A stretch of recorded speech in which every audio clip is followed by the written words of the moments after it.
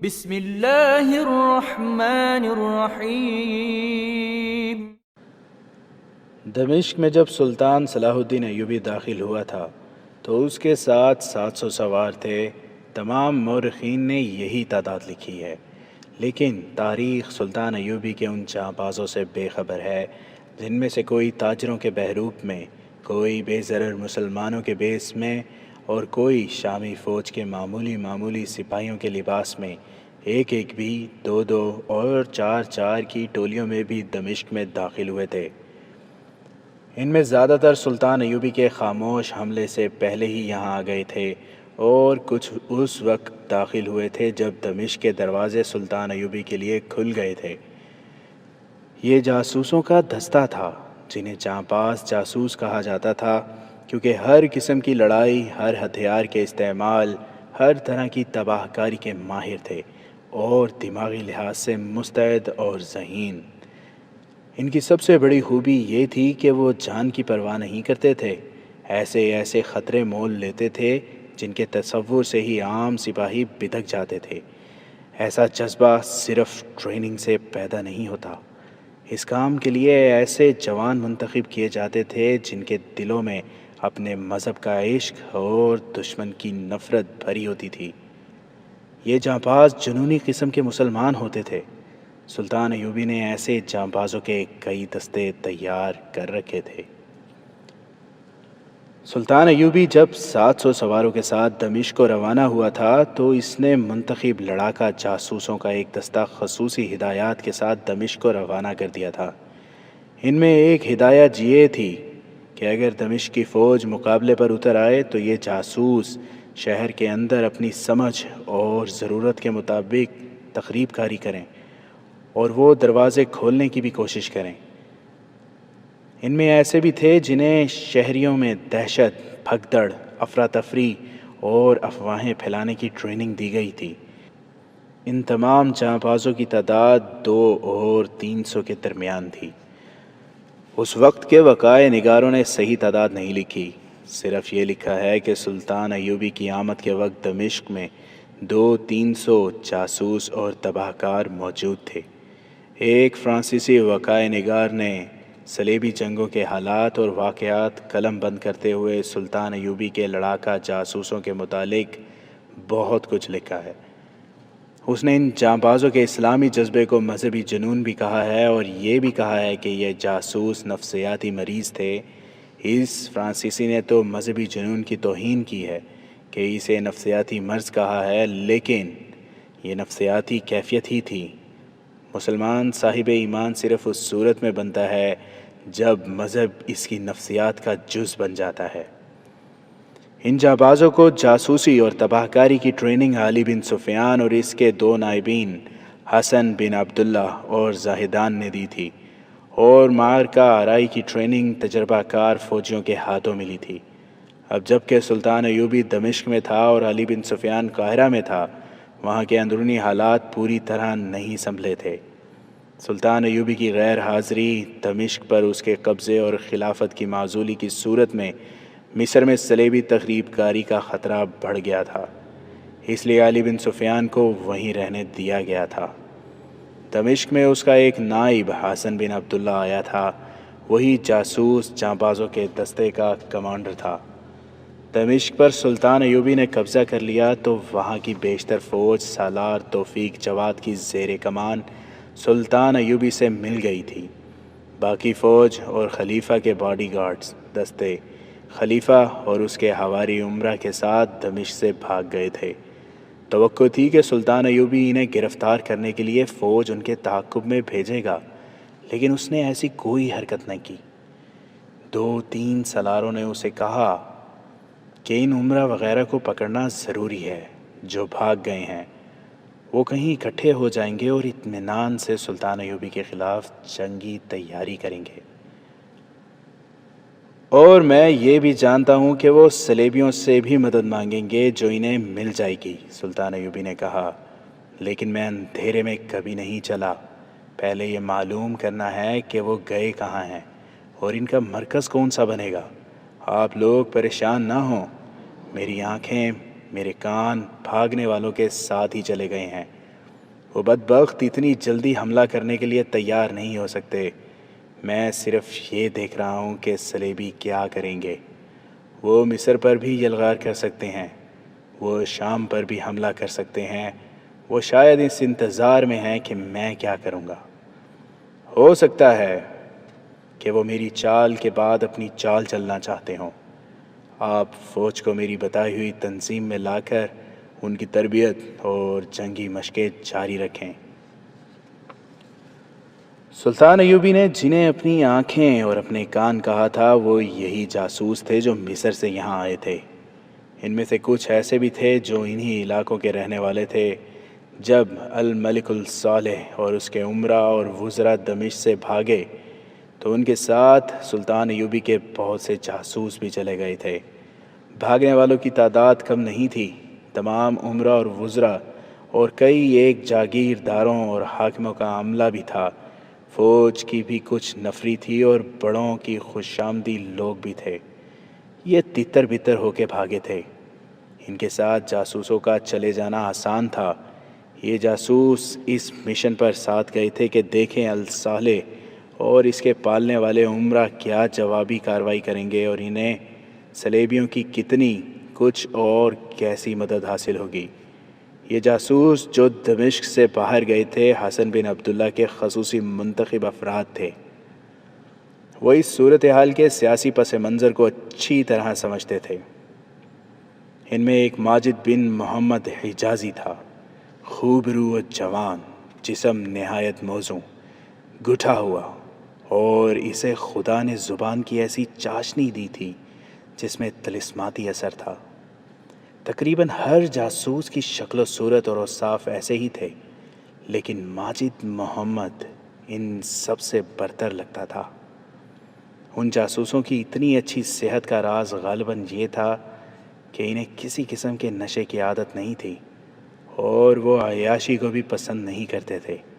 ان کے اخلاق میں جو پختگی تھی اس نے ان میں فولاد جیسی قوت ارادی پیدا کر رکھی تھی۔ ان کا قول و فعل مذہب کا پابند تھا۔ ماجد حجازی اپنے ساتھیوں کی طرح اس فولادی کردار کا نمونہ تھا، اور روح کی جو پاکیزگی تھی اس نے اس کے چہرے کو حسین بنا رکھا تھا۔ وہ دمشق سے بھاگا جا رہا تھا۔ اس کے نیچے عرب کی اعلیٰ نسل کا گھوڑا تھا۔ اس کے پاس تلوار تھی اور گھوڑے کی زین کے ساتھ چمکتی ہوئی آنی والی برچھی تھی۔ وہ ویرانے میں اکیلا جا رہا تھا۔ اس نے حلب کی سمت جاتے ہوئے بہت سے لوگوں کو دیکھا تھا۔ اسے کوئی ایک بھی ایسا نظر نہیں آیا تھا جس کے ساتھ وہ جائے۔ وہ اپنے لیے کوئی ہم سفر ڈھونڈ رہا تھا جو اس کے مشن کے لیے سود مند ہو سکے۔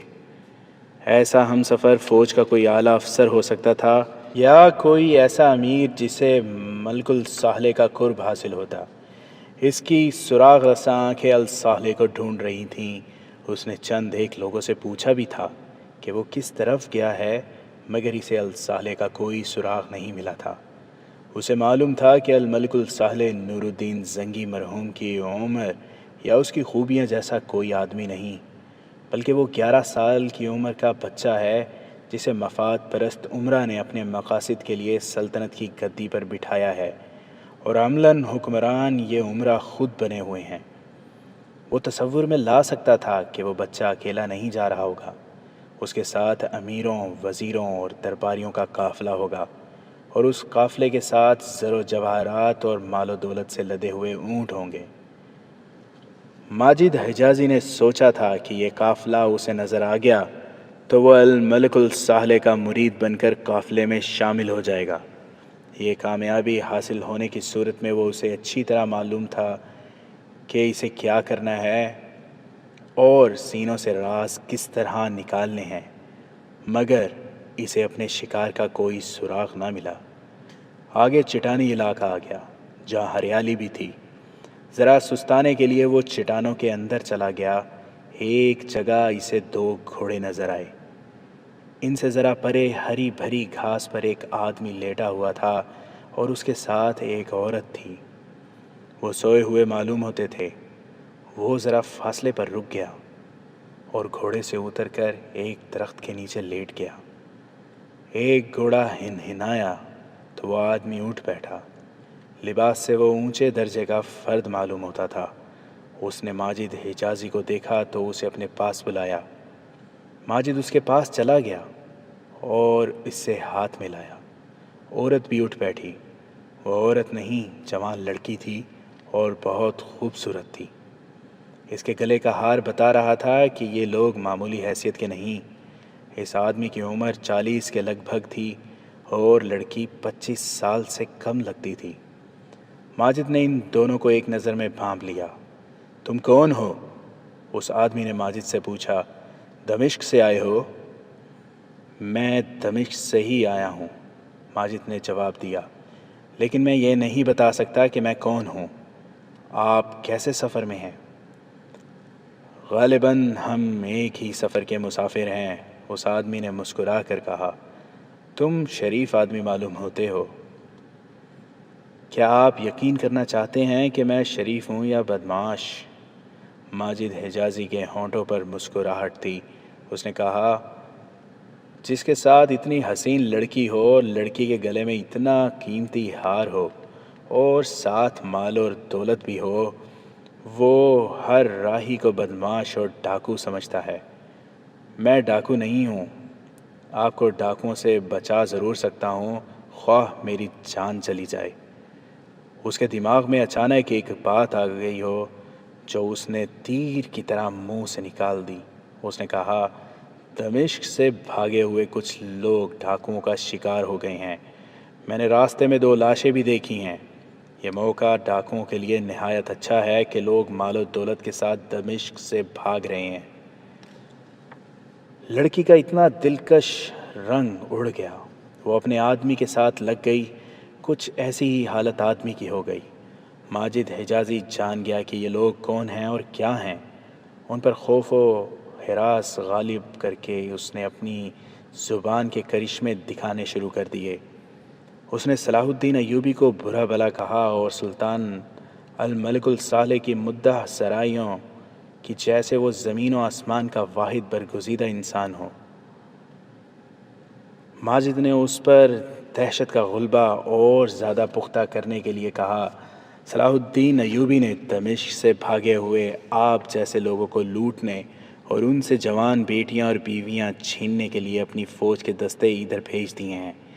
یہ لڑکی آپ کی کیا لگتی ہے؟ یہ میری بیوی ہے۔ اور دمشق میں آپ کتنی بیویاں چھوڑ آئے ہیں؟ ماجد حجازی نے پوچھا۔ 4۔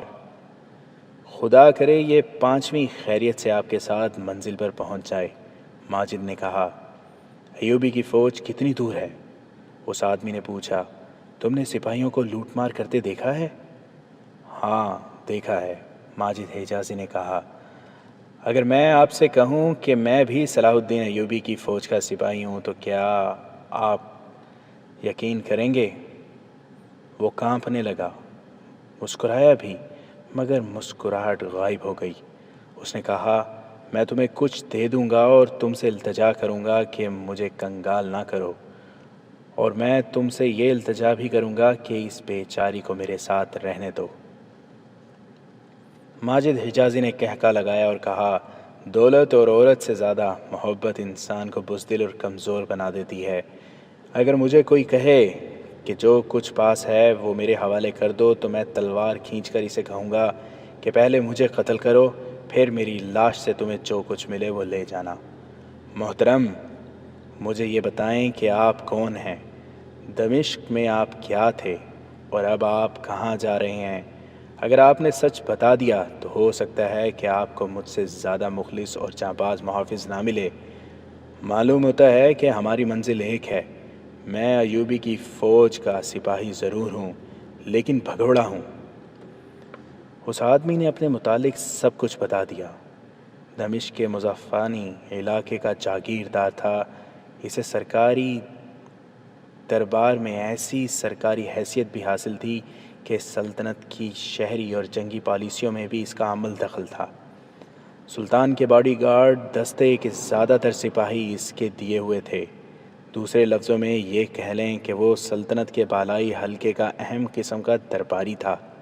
اسے گھر سے نکلتے ذرا دیر ہو گئی تھی۔ الصالح نے اپنے تمام حاشیہ برداروں سے کہا تھا کہ وہ حلب پہنچ جائیں۔ چنانچہ یہ جاگیردار حلب جا رہا تھا۔ اس نے یہ بھی بتا دیا تھا کہ وہ بہت سے زر و جواہرات ساتھ لے جا رہا ہے۔ 4 بیویاں پیچھے چھوڑ آیا ہے۔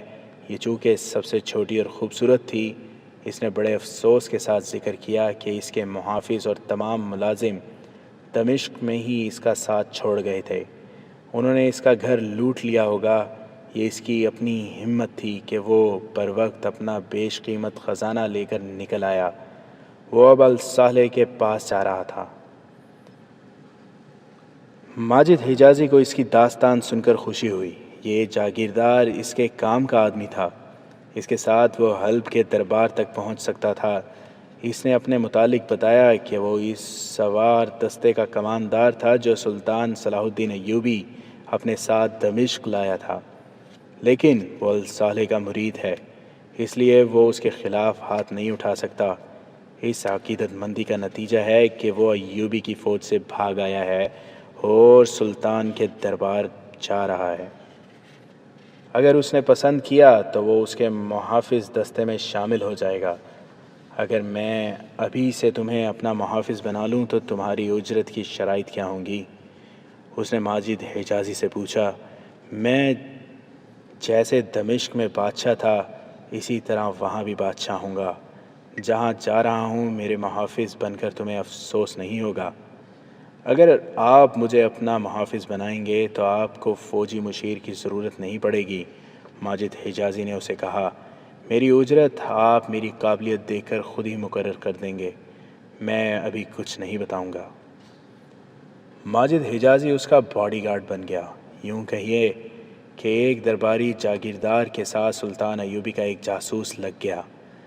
اس جاگیردار کے پاس بے انداز زر و جواہرات تھے جو اس نے ایسے سامان میں چھپا رکھے تھے جو بظاہر معمولی سا تھا۔ اسے فوری طور پر ایک محافظ کی ضرورت تھی۔ ماجد کے ڈرامے سے یہ ضرورت اور شدید ہو گئی تھی۔ اس وقت سورج غروب ہو رہا تھا اور فضا خنک ہونے لگی تھی۔ ماجد کے مشورے پر انہوں نے وہیں قیام کیا۔ رات گزر گئی تو جاگیردار کو یقین آ گیا کہ ماجد قابل اعتماد آدمی ہے۔ لمبی مسافت کے بعد وہ حلب پہنچے۔ اس وقت حلب کا امیر شمس الدین تھا جس نے تھوڑا ہی عرصہ پہلے صلیبیوں کو تاوان دے کر ان سے صلح کر لی تھی۔ الملک الصالح دمشق سے بھاگ کر وہاں پہنچ چکا تھا۔ اس کے تمام امراء وزراء اس کے ساتھ تھے۔ اس کے باڈی گارڈ کے دستے بھی وہاں پہنچ رہے تھے۔ الصالح نے حلب کی عمارت پر قبضہ کر لیا تھا اور اس کے امراء وغیرہ فوج کو نئے سرے سے منظم کرنے لگے تھے۔ صورتحال ایسی تھی کہ فوج کو ہر اس آدمی کی ضرورت تھی جس میں تھوڑی سی جنگی سوجھ بوجھ ہو۔ الملک الصالح کے پاس سونے اور خزانے کی کمی نہیں تھی، کمی فوجی کمانڈروں اور مشیروں کی تھی۔ وہ اور اس کا ٹولہ سلطان ایوبی کے خلاف لڑنے اور خلافت بحال کرنے کو بے تاب تھا۔ ان کی بے تابیوں سے یوں پتہ چلتا تھا جیسے ان کے دشمن صلیبی نہیں سلطان ایوبی ہے۔ انہوں نے خلیفہ کی مہر کے ساتھ ادھر ادھر امراء کو پیغام بھیجے کہ وہ سلطنت کے دفاع کے لیے سلطان الملک الصالح کے ساتھ فوجی تعاون کریں۔ ان امراء میں حمات اور موصل کے حکمران خاص طور پر قابل ذکر ہیں۔ کسی کی طرف سے امید افزا جواب ملا اور کسی نے تعاون کا صرف وعدہ کیا۔ یہ جاگیردار حلب پہنچا تو الصالح نے اسے خوش آمدید کہا۔ وہ بھی الصالح کی جنگی مجلس مشاورت کا اہم رکن تھا۔ اسے حلب میں ایک مکان دے دیا گیا۔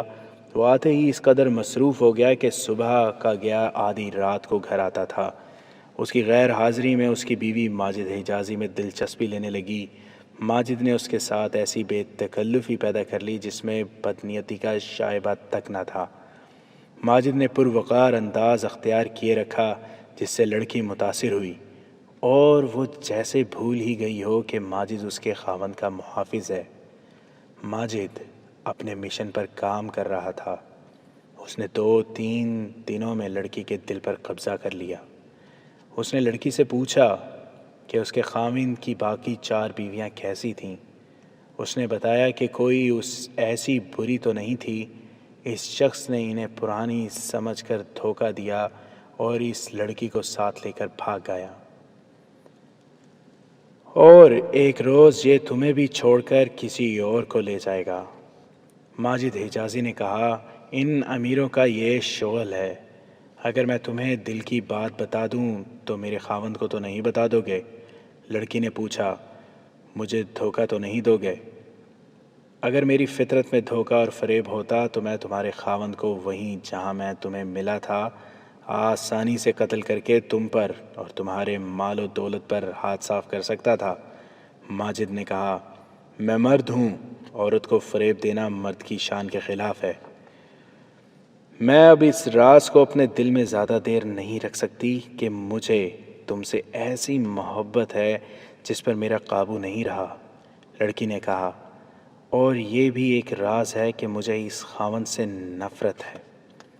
میں بکی ہوئی لڑکی ہوں، کئی بار دل میں آیا ہے کہ اپنے آپ کو ختم کر دوں۔ میں شاید بزدل ہوں، اپنی جان لینے سے ڈرتی ہوں۔ میرے ارادے کچھ اور تھے، میرے خیالات کچھ اور تھے۔ تم نے میرے ارادوں اور خیالوں پر مٹی ڈال دی ہے، اور میرا یہ ارادہ پکا کر دیا ہے کہ اپنے آپ کو ختم کر دوں۔ کیا تم یہ کہنا چاہتی ہو کہ تمہیں مجھ سے محبت ہے، اس لیے خودکشی کرنا چاہتی ہو؟ نہیں، لڑکی نے کہا، میرے ذہن میں صلاح الدین ایوبی کا تصور نور الدین زنگی سے زیادہ مقدس اور پیارا تھا۔ تم نے اس تصور کو توڑ پھوڑ دیا ہے۔ کیا صلاح الدین ایوبی اتنا ہی برا ہے جتنا تم نے بتایا ہے؟ میں تمہارے راز کو اپنا راز سمجھوں گا، ماجد حجازی نے کہا۔ اس کے عوض تمہیں اپنا ایک راز دیتا ہوں۔ میں تم سے کوئی وعدہ نہیں لوں گا کہ میرے راز کی حفاظت کرنا۔ اگر میرا راز فاش ہو گیا تو نہ تم زندہ رہو گی اور نہ تمہارا خاوند۔ میں صلاح الدین ایوبی کا جاسوس ہوں۔ میں نے 2-4 دنوں میں بھانپ لیا ہے کہ تم اصل میں کیا ہو۔ میں تمہیں بتاتا ہوں کہ صلاح الدین ایوبی کا تصور اس سے کہیں زیادہ مقدس ہے جو تم نے اپنے ذہن میں بنا رکھا ہے۔ وہ ان امیروں اور بادشاہوں کا دشمن ہے جنہوں نے لڑکیوں کو اپنے حرموں میں قید کر رکھا ہے۔ وہ اس کے سخت خلاف ہے کہ مرد عورت کو صرف تفریح اور عیاشی کا ذریعہ بنائے۔ وہ مرد اور عورت کی برابری کا اور ایک خاوند اور ایک بیوی کا قائل ہے۔ وہ عورتوں کو فوجی تربیت دینا چاہتا ہے۔ میں نے تمہارے خاوند کا اعتماد حاصل کرنے کے لیے جھوٹ بولا تھا کہ ایوبی نے اپنی فوج کے چند دستوں کو دمشق سے بھاگنے والوں کو لوٹنے اور ان کی لڑکیوں کو اٹھا لانے کے لیے بھیجا ہے۔ وہ سچے اسلام کا علمبردار ہے۔ میں اسی اسلام کی خاطر اور اسی صلاح الدین ایوبی کی خاطر یہاں ایک کام کے لیے آیا ہوں۔ لڑکی کی آنکھوں میں چمک سی پیدا ہوئی۔ اس نے ماجد حجازی کا ایک ہاتھ اپنے دونوں ہاتھوں میں لے کر چوم لیا اور کہا، تمہارا یہ راز کبھی فاش نہ ہوگا۔ مجھے مت بتاؤ کہ تم یہاں کیوں آئے ہو اور میں تمہاری کیا مدد کر سکتی ہوں۔ مجھے مت بتاؤ کہ صلاح الدین ایوبی اصل میں کیا ہے اور تم نے میرے خاوند کو کیا بتایا تھا۔ میں عورتوں کی اس جماعت کی لڑکی تھی جو نور الدین زنگی کی زندگی میں ہم نے بنائی تھی۔ ہم صلیبیوں کے خلاف اپنا محاذ قائم کر رہی تھیں۔ زنگی کی بیوہ ہماری سرپرست تھی۔ میرا باپ پسند نہیں کرتا تھا کہ میں اس جماعت میں رہوں۔ وہ لالچی اور خوش آمدی انسان ہے۔ اس کے لیے سلیب اور حلال میں کوئی فرق نہیں۔ وہ اسی کا غلام ہے جس سے اسے کچھ رقم ہاتھ آ جائے۔ اس نے مجھے اس آدمی کے ہاتھ بیچ دیا۔ اس سودے کو لوگ شادی کہتے ہیں۔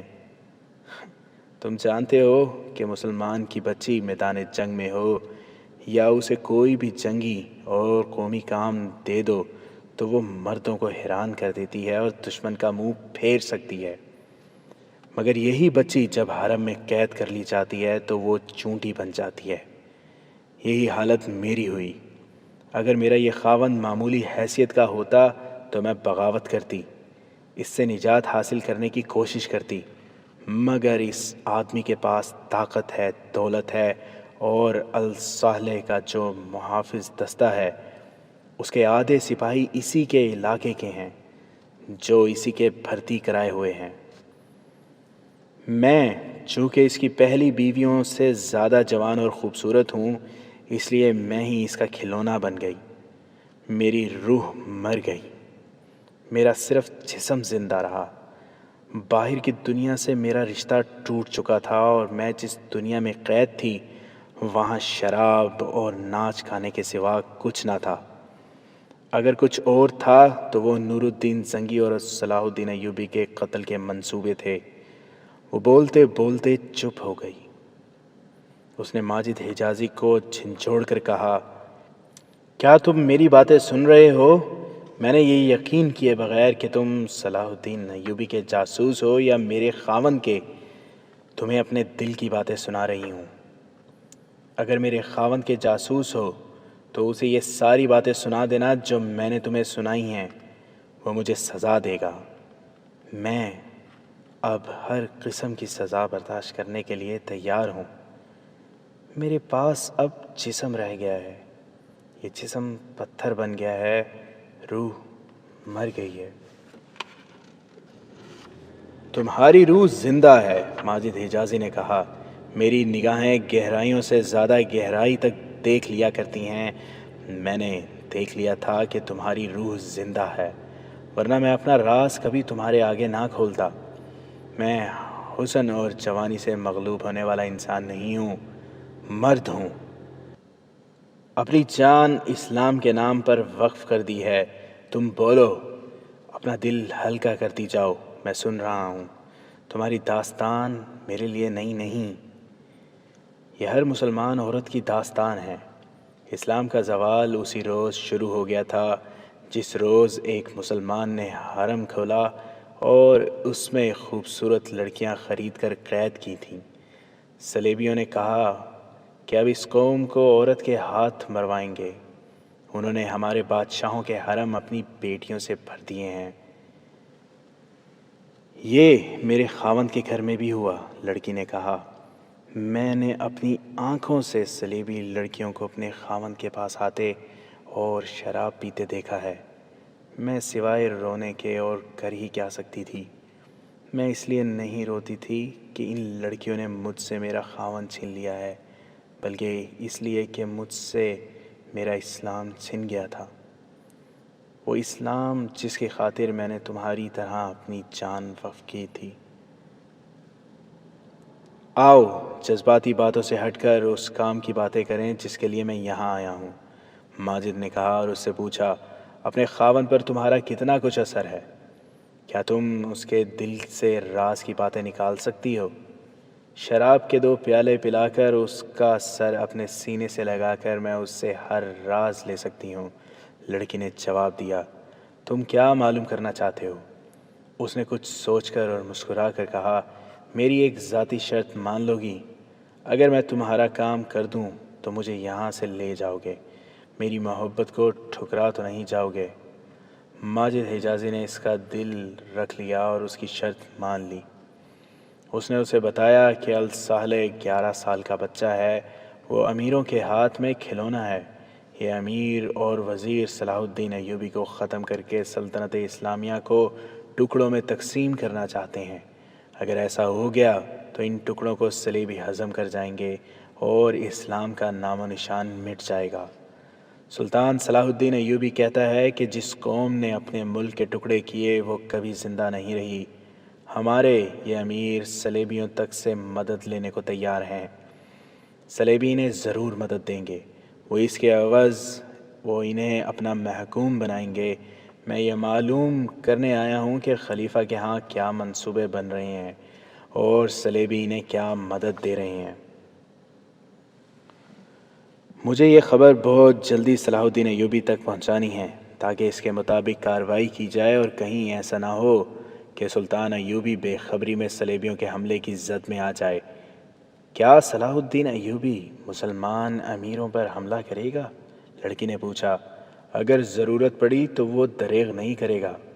لڑکی بہت ہی جذباتی تھی اور وہ ذہین بھی تھی۔ اس کے آنسو نکل آئے۔ اس نے کہا، اسلام کو یہ دن بھی دیکھنے تھے کہ ایک رسول صلی اللہ علیہ وسلم کی امت آپس میں لڑے گی، اس کے سوا کوئی اور علاج نہیں۔ ماجد حجازی نے کہا، صلاح الدین ایوبی بادشاہ نہیں، اللہ تعالیٰ کا سپاہی ہے۔ وہ کہتا ہے کہ ملک اور قوم کو خطروں اور تباہی سے بچانے کا فرض فوج کے سپرد ہے۔ یہ خطرہ باہر کے دشمن کا ہو یا اندر کے غداروں اور مفاد پرست حکمرانوں کا، ان سے ملک اور قوم کو بچانا سپاہی کا فرض ہے۔ وہ کہتا ہے کہ وہ فوج کو حکمرانوں کے ہاتھوں میں کھلونا نہیں بننے دے گا، حکمرانوں کی اعلی کار بنی ہوئی ہے۔ وہ مسلمان کافروں سے زیادہ خطرناک ہوتا ہے جو کافروں کو دوست سمجھ کر انہیں اپنی جڑوں میں بٹھاتا ہے۔ اب تمہارا کام یہ ہے کہ اپنے خاوند سے یہ راز لو کہ یہاں کیا منصوبہ بن رہا ہے۔ میں راز بھی دوں گی اور دعا بھی کروں گی کہ جب تم یہاں سے دمشق جاؤ تو تمہارے ساتھ یہ راز بھی ہو اور میں بھی ہوں۔ لڑکی نے کہا، تریپولی کے صلیبی بادشاہ ریمانڈ کی طرف ایک ایلچی اس درخواست کے ساتھ بھیج دیا گیا ہے کہ وہ الصالح کی مدد کو آئے۔ دوسرے ہی دن لڑکی نے ماجد حجازی کو بتایا، میں نے رات کو شراب پلا کر صلاح الدین ایوبی کے خلاف بہت باتیں کیں اور اس سے کہا کہ تم لوگ بزدل ہو جو دمشق سے بھاگ کر حلب میں آن پناہ لی۔ کوئی مسلمان حکمران کی یہ توہین برداشت نہیں کر سکتا جو صلاح الدین ایوبی نے کی ہے۔ ایسی بہت باتیں کی تو بھڑک اٹھا اور میرے ساتھ بیہودہ حرکتیں کرتے ہوئے بولا، ایوبی چند دنوں کا مہمان ہے۔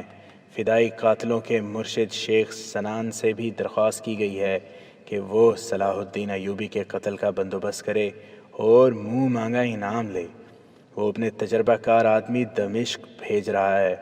اس نے یہ بھی بتایا کہ اپنی فوج کی تیاری کے لیے بہت وقت مل جائے گا کیونکہ سردیوں کا موسم شروع ہو گیا ہے، پہاڑی علاقوں میں برف پڑنے لگے گی۔ سلطان صلاح الدین ایوبی صحرائی فوج کو اتنی سردی اور برف میں نہیں لڑا سکے گا۔ یہ ابتدا تھی۔ شراب اور عورت ایک مرد کے سینے سے راز نکلوا رہی تھی۔ لڑکی نے ہر رات خاوند سے دن بھر کی کارگزاری معلوم کرنی شروع کر دی اور یہ راز ماجد حجازی کے سینے میں محفوظ ہوتے گئے۔ ایک روز خاوند نے ماجد سے کہا، مجھے ملازموں نے تمہارے متعلق ایک قابل اعتراض بات بتائی ہے۔ ماجد کانپ اٹھا۔ وہ سمجھا کہ اس کا بھانڈا پھوٹ گیا ہے، مگر خاوند نے کہا، تم میری بیوی کو ورغلا رہے ہو۔ میری غیر حاضری میں تم اس کے پاس بیٹھے رہتے ہو۔ میں جانتا ہوں کہ میرے مقابلے میں تم خوبرو ہو اور جوان بھی ہو۔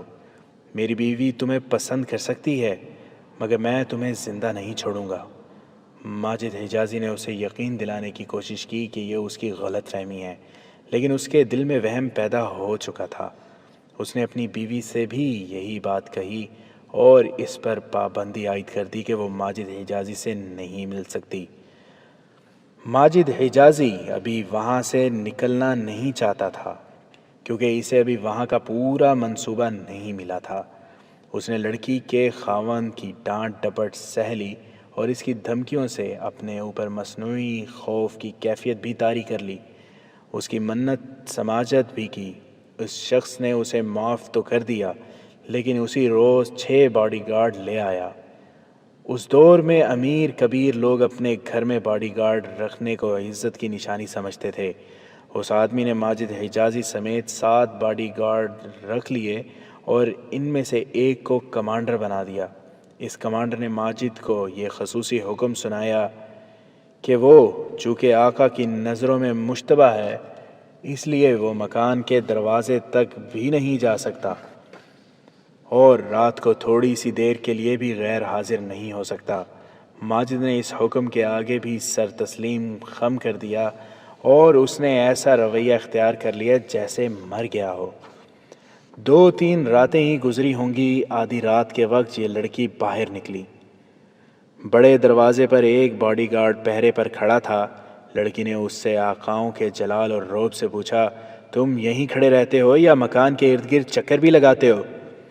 اس نے کچھ جواب دیا تو لڑکی نے کہا، تم نئے آدمی ہو۔ ہمارے دمشق والے محافظ بہت ہوشیار اور چوکس تھے۔ تم اگر یہاں نوکری کرنا چاہتے ہو تو تمہیں اسی ہوشیاری اور چوکس پنے کے ساتھ کھڑا رہنا پڑے گا۔ آقا بڑی سخت طبیعت کے مالک ہیں۔ پہرہ دار نے احترام سے سر جھکا لیا۔ لڑکی باڈی گارڈوں کو دیکھنے نکلی تھی۔ وہ ان 2 خیموں کی طرف چل پڑی جن میں دوسرے باڈی گارڈ سوئے ہوئے تھے۔ دروازے والے پہرہ دار نے دوڑ کر کمانڈر کو جگا دیا اور بتایا کہ مالکہ معائنے کے لیے آئی ہے۔ کمانڈر گھبرا کر اٹھا اور لڑکی کے آگے جھک گیا۔ لڑکی نے اسے بھی ہدایات دیں اور ایک خیمے کے آگے رک کر بلند آواز سے باتیں کرنے لگی۔ ماجد حجازی اسی خیمے میں سویا ہوا تھا۔ اس کی آنکھ کھل گئی۔ وہ باہر آ گیا۔ لڑکی نے اس سے یوں بات کی جیسے اسے اچھی طرح جانتی ہی نہ ہو۔ اس سے پوچھا، تم شاید پہلے والے محافظ ہو؟ ماجد نے تعظیم سے جواب دیا تو لڑکی نے کمانڈر سے کہا، اس آدمی کو جلدی تیار کرو، یہ میرے ساتھ قصر سلطنت تک جائے گا۔ 2 گھوڑے فوراً تیار کرو۔ اگر آقا آپ کے متعلق پوچھیں تو میں کیا جواب دوں؟ کمانڈر نے پوچھا۔ میں سیر سپاٹے کے لیے نہیں جا رہی، لڑکی نے تہمکانہ لہجے میں کہا، آقا کے ہی کام سے جا رہی ہوں۔ حکومت کے کاموں میں مت دخل دو، جاؤ گھوڑے تیار کرو۔ کمانڈر نے ایک آدمی کو استبل کی طرف دوڑا دیا۔ ماجد حجازی تلوار سے مسلح ہو کر تیار ہو گیا تھا۔ لڑکی اسے استبل کی طرف لے گئی۔ کمانڈر کو اس لڑکی کے خاوند نے بتا رکھا تھا کہ ماجد پر نظر رکھے اور اسے گھر کے اندر نہ جانے دے۔ اب لڑکی نے ماجد کو ہی اپنے ساتھ لے جانے کے لیے منتخب کیا تھا۔ کمانڈر نے دیکھا کہ وہ دونوں استبل کی طرف چلے گئے ہیں تو وہ دوڑ کر اندر لڑکی کے خاوند کو اطلاع دینے چلا گیا۔ وہ یقین کرنا چاہتا تھا کہ خاوند کو معلوم ہے کہ اس کی بیوی مشتبہ باڈی گارڈ کے ساتھ جا رہی ہے۔ وہ لڑکی کو روک بھی نہیں سکتا تھا کیونکہ وہ اس کی مالکن تھی۔ وہ اندر گیا اور ڈرتے ڈرتے اپنے آقا کے کمرے کے دروازے پر ہاتھ رکھا۔ دروازہ کھل گیا۔ اندر قندیل جل رہی تھی اور کمرہ شراب کی بدبو سے بھرا ہوا تھا۔ اس نے اپنے آقا کو دیکھا۔ وہ بستر پر اس طرح پڑا تھا کہ اس کا سر اور بازو پلنگ سے لٹک رہا تھا۔ ایک خنجر اس کے سینے میں اترا ہوا تھا۔ اس کے سینے پر خنجر کے کئی زخم تھے۔ کمانڈر نے اس کی نبض دیکھی، وہ مرا ہوا تھا۔ اس کے کپڑے خون سے لال ہو گئے تھے۔